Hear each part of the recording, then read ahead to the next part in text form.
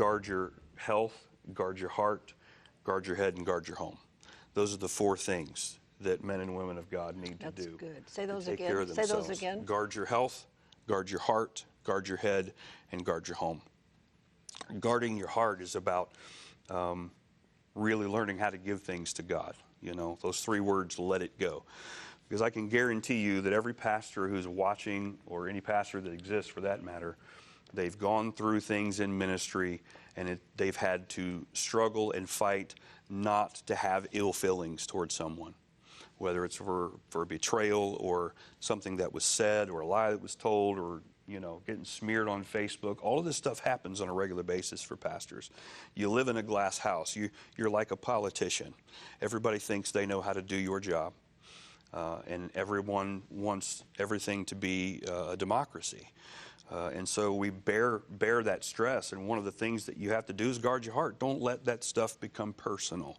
Don't let calluses develop on your heart, because one callus turns into another, and you begin to let that stuff build up, and that can cause bitterness to come, and that can cause anger to come, and then that blocks you from communicating with the Lord. You can't effectively communicate with God when you've got calluses on your heart.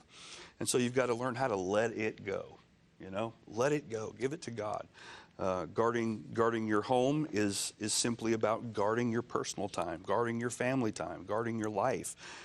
People they are not entitled to have 24/7 unfettered access to their pastor.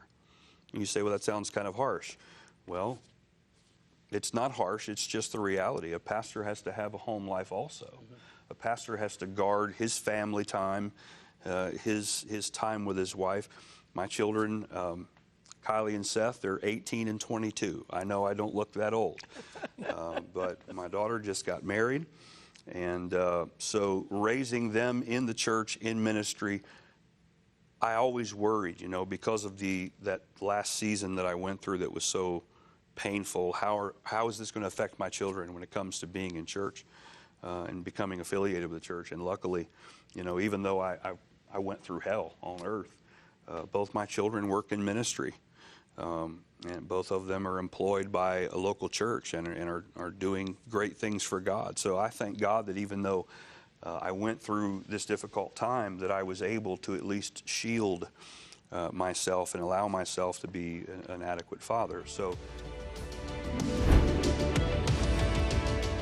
If you liked what you saw, make sure to like that video and comment below. Hit the subscribe button for more content uploaded weekly.